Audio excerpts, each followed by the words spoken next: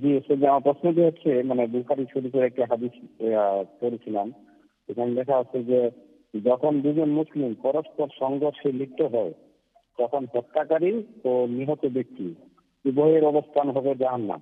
জি এখন আমার এখন আমার প্রশ্ন হচ্ছে, ধরেন এক মুসলমান আরেক মুসলমানকে তলোয়ার অথবা যে কোনো অস্ত্র নিচে ওই অপর মুসলমানকে হত্যা করার জন্য, এখন অপর যে মুসলমান আছে ওই মুসলমানের করণীয় কি? আচ্ছা আচ্ছা তিনিও কি তলোয়ার ধারণ করবেন জি না কি করবেন, এটা আর কি আচ্ছা আমার জানার ছিল। ধন্যবাদ ধন্যবাদ। একেবারে অনুষ্ঠান শেষ দিকে এসে গেছি, মাওলানা আউয়াল সাহেব যদি উত্তর দিতেন। হাদিস শরীফে বর্ণিত শিক্ষা একেবারে প্রাঞ্জল এবং সত্য। যখন এই শব্দ আপনি উচ্চারণ করে ফেলেছেন, যখন দুই মুসলমান পরস্পর সংঘর্ষে লিপ্ত হয়, সেখানে উত্তরটা বিদ্যমান। উত্তরটা হচ্ছে এক মুসলমান আরেক মুসলমানের আয়নাস্বরূপ, এক মুসলমান আরেক মুসলমানের ভাই।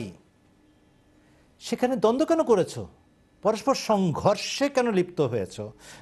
দ্বন্দ্ব কেবল নয়, সংঘর্ষ মানে হচ্ছে মারামারি, কাটাকাটি। মুসলমানের রক্ত মুসলমানের জন্য হারাম। হুজুর সাল্লাল্লাহু আলাইহি ওয়াসাল্লাম এই কথা স্পষ্ট করেছেন।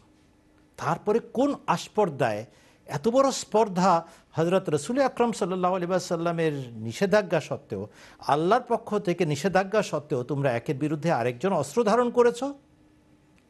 যখনই একজন আরেকজনকে হত্যা করবে তখন দুইজনই জাহান্নামী। কেন? ও যদি হত্যা না করতে তুমি তাহলে হত্যা করতে, কেননা তুমিও সংঘর্ষে লিপ্ত ছিলে। এই হাদিসের মর্মবাণী স্পষ্ট। অর্থাৎ হারাম কাজ দুইজনেই করেছে, সেজন্য শাস্তিযোগ্য দুইজনেই। রইল বাকি পরের অংশটা। যদি কোনো নিরীহ মুসলমানকে কোনো মুসলমান ভাই আক্রমণ করে ফেলে, তখন তাকে আত্মরক্ষা করতে হবে, আত্মরক্ষা করার চেষ্টা করতে হবে।